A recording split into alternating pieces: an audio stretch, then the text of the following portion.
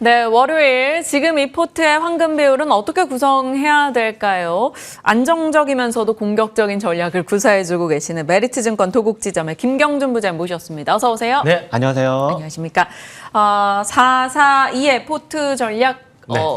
자세하게 잡아주시죠. 네, 지금 앞단은 역시나 본인들만의 이제 코어 종목이라고 해서 저 같은 경우에는 3분기라든지 하반기 때 실적이 좀 확실한 그리고 조금 묵직한 뭐 중소형주 이런 게 아니라 조금 대형주 위주로 묵직한 종목들을 끌고 가고 여전히 현대 글로비스를 뭐 최앞단으로다가 두고 있습니다. 현대 글로비스 진짜 정말 많이 강조해 주셨어요. 그렇죠. 그리고 또 뭐 금요일에는 약간 뭐 이런 것들이 현대가 일가 쪽으로다가 네. 뭐 이슈들이 있었고 중간에 이제 반도체 오늘 엔비디아도 많이 빠지고 반도체 지수가 빠져서 고민이 많으실 텐데 저는 빠지면 빠지는 대로 오르면 오르는 대로 중심을 잡고 반도체를 계속 늘려나갈 생각입니다. 그리고 끝단에서 금리 인하로 인한 순환매 중소형주라든지 아니면 적자성장주 말씀드렸던 그런 쪽으로다가 순환매도 있지만 이 바로 전주에는 특이하게 아마 3차 상법 개정으로 인한 뭔가 자기들의 자사주 쪽이 뭐 소각 이슈라든지 이런 쪽이 있는 쪽을 준비해야 된다. 그래서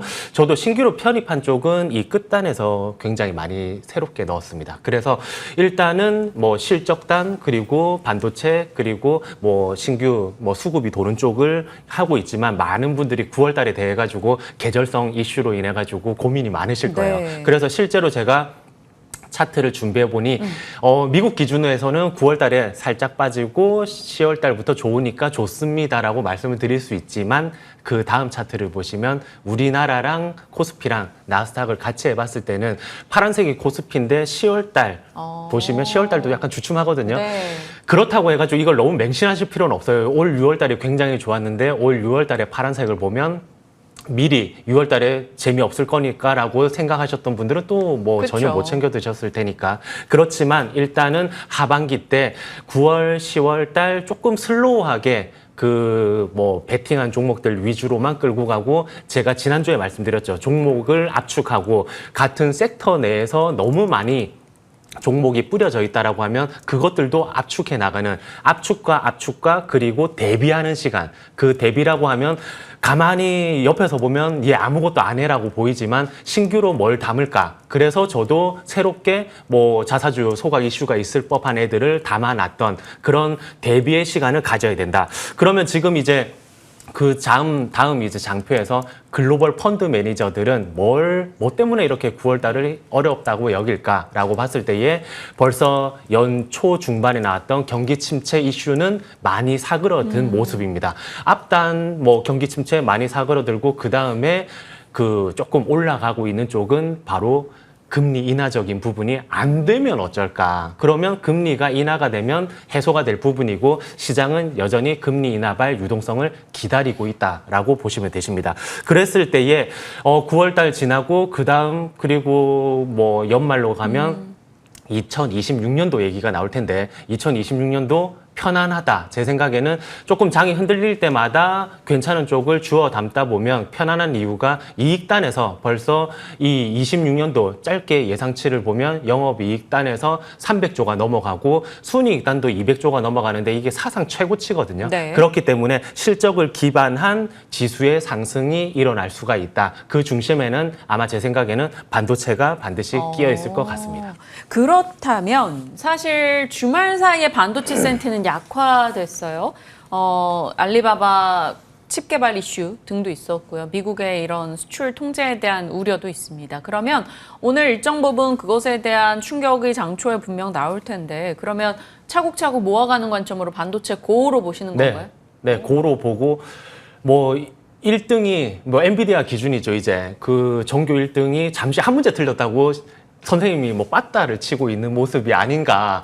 이게 왜냐하면 피로감, 랠리 피로감, 누적된 랠리의 피로감 또는 그리고 이쪽으로 옵션이라든지 이런 쪽으로 해가지고 투기성 자금이 조금 누적적으로 흘러갔던 측면이 있기 때문에 걔네들은 잽싸게 뭔가 피할 때는 또 피한다. 그래서 순간적인 변동성은 일어날 수가 있지만 제가 그 뒤에도 준비했던 내용이 위험 대비 보상 비율이 굉장히 높습니다. 네. 그리고 엔비디아에 대해서 짧게만 살펴본다라고 하면 매출 총 이익률이 거의 73%. 이게 전년 동기 대비해서는 조금 빠졌는데 그것 때문에도 출렁거림이 있었지만 어쨌든 굉장히 높은 수준에서 ROE가 자기 자본 수익률이 한 67% 정도 되고 그리고 3년 평균 매출 성장률이 이렇게 지금도 잘하고 있는데 압도적으로 높습니다. 30% 이상이고 이 부분 제가 주목해야 될 두 가지 중에 하나가 바로 영업 현금 흐름이거든요. 보통 이제 대규모 투자가 들어가는데 남들도 이렇게 하고 있으니까 땡빛을 내 가지고 하는 게 아니라 얘네들은 영업 현금 흐름 두둑히 쌓이는 이 창고를 통해 가지고 양쪽으로 보시면 캐펙스 투자도 확대하고 있고 캐펙스 투자 굉장히 열심히 하고 있지만 벌어들이는 돈에 대비해서는 작고 그리고 연구 개발비도 그 버는 돈에서 충분히 충당을 하고 있습니다. 그리고 그 다음 장표를 보시면 심지어 당연히 자사주 매입까지 편하게 일어난다. 버는 돈에서 모든 것을 해결하고 있다. 그리고 그 다음 장표가 제가 가장 주목하고 있는 다른 애들은 전부 다 평균선 대비 밑에 있어요. 그래서 우측 이제 그 X축에서는 변동성 위험을 나타내고 그 Y축은 수익률인데 변동성 대비해서 수익률이 굉장히 높습니다. 그렇기 때문에 흔들거릴 때마다 여전히 이 편하게 매수를 담으시면 되신다. 그러면서 이게 그 다음 장표를 보시면 쫙 갈릴 거거든요. AI를 기반으로 해가지고 뭐 데이터 센터도 마찬가지고 정부가 주도를 하고 그 자금을 지출을 하는 쪽이 성장이 계속 우상향이 나오고 나머지 민간이라든지 고용이 안 좋으니까 엔비디아도 팔아야 돼라든지 뭔가 다른 게 매크로가 기스났기 때문에 이쪽을 팔아야지라는 게 아니라 이쪽은 압도적인 성장을 여전히 이어나갈 수 있다라고 보여집니다. 그리고 국내 그러면 한번 살펴봐야죠. 네. 국내 같은 경우에 우리나라 같은 경우에도 내년도 영업이익 1등은 반도체와 반도체 장비 이쪽에서 그로스가 그 그로스도 그로스지만 절대 금액 자체가 굉장히 큰 걸 알 수가 있습니다. 그리고 그 다음 기업단에서도 삼성전자, SK하이닉스. 그런데 올해부터 해가지고 영업이익의 이런 그 크기 자체가 SK하이닉스가 굉장히 높아졌죠. 이게 삼성전자를 추월한. 그렇다라고 하면 저는 뭐 정고점 편하게 넘고 뭐 손익비가 굉장히 좋습니다 정도도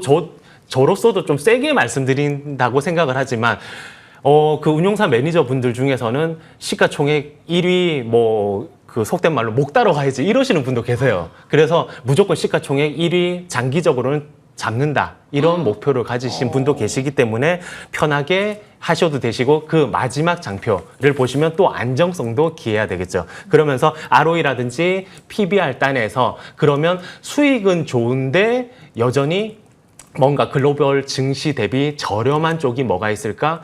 또 딱 한 축에서 보면 제가 좋아하는 종목군들이 이렇게 형성돼 있고 SK하이닉스 그리고 지주회사 격인 SK스퀘어 그리고 현대글로비스 그렇기 때문에 이쪽을 뭐 시장이 흔들거린다 오늘 반도체가 안 좋다 해가지고 널뛰기식으로 매매를 하실 필요가 전혀 없다라고 생각이 됩니다. 네, 기존에 정말 현대글로비스 꾸준하게 얘기 주셨고 좋은 상승률을 기록하고 있고 그에 대한 에이스 한 번 더 해주셨고 하이닉스와 SK스퀘어 등에 대해서 왜 지금도 편안하게 관심을 둬야 하는지에 대한 근거를 좀 붙여주신 것 같아요. 다음 이슈가 3차 상법 개정에 대한 기대. 오늘 정기국회 일정도 있다 보니까요. 이 이슈가 계속 나오고 있는데 그럼 여기에서 저희가 어떤 걸로 집약해서 대응을 해야 될지 네. 한 2분 2분 안에 해줘야 짧게. 돼요. 네, 지금 이제 9월 이후에 이제 요 방향성이 잡힐 테고 3차에 있어가지고는 자사주 소각 쪽이 가장 모멘텀을 붙을 거다라고 생각을 들면서 제가 자사주 보유 비율 상위 기업을 뽑아왔어요 따로. 그래서 제가 실제로 금요일 날 신규 자금이 들어온 쪽은 이 중에서 3종목을 매수를 했습니다. 그 SK와 미래에셋증권 그리고 HDC 해가지고 그 이전에 한번 요런 이슈들이 불 때 제가 지주사라든지 저 PBR 단에서 한 차례 그 뭐 수익률을 이렇게 기록을 했던 적이 있는데 네. 그때는 뭐 미래에셋증권이 포함된 게 아니라 그때는 키움증권이라든지 뭐 한국투자금융이라든지 이런 쪽이었었는데 딱 요 컨셉으로다가 그 신규로 뭐 목금요일 날 세팅을 했고 그리고 그 SK 같은 경우에도 여전히 그 연기금이라든지 투신이라든지 이런 쪽으로 기관 매수가 굉장히 세게 붙고 있고 탑픽이 될 가능성이 굉장히 높아요. 그러면서 미래에셋증권 같은 경우에도 기관 위주로다가 그 사모펀드까지 합해가지고 네. 매수세가 강하게 들어오고 있다. HDC는 뭐 원래 말씀드렸다시피 연기금의 매수가 꾸준히 이어져 있는 그렇기 때문에 이쪽도 이제 오히려 중소형주 막 순환매를 돌리기보다는 이쪽을 편안하게 다시 재진입을 해보시는 게 좋을 것 같습니다. 그래서 끝으로 이제 지금 운용사 매니저들이 상반기처럼 핫한 수익을 내기는 힘들다라고 모두가 인지를 하고 있어요. 그렇기 때문에 자기들이 뭐 마치 계속 끌고 가는 종목들을 남겨두고 나머지는 앞으로 향후를 대비하는 종목들을 조금 미세 세팅을 하고 있거든요. 지금 미세 세팅이라고 말씀을 드렸고 이 부분은 너무 급하게 왔다 갔다 매매를 하고 있지 않다. 슬로우하게 매매를 하고 있다. 그러면서 나중에 방향성이 잡히면 그쪽으로다가 세게 몰 텐데 저는 그 중심에 반도체와 실적주를 놓고 있다라고 말씀 전해드립니다. 네. 다음 주에 저희가 김경률 부자님과 율촌화학, 토모큐브 등에 대해서 AS 시간을 좀 따로 마련하겠습니다. 오늘은 시간이 없어서 여기서 보내드리도록 할게요. 자, 메리츠증권 도곡지점의 김경준 부자님과 함께했습니다. 고맙습니다. 네, 감사합니다.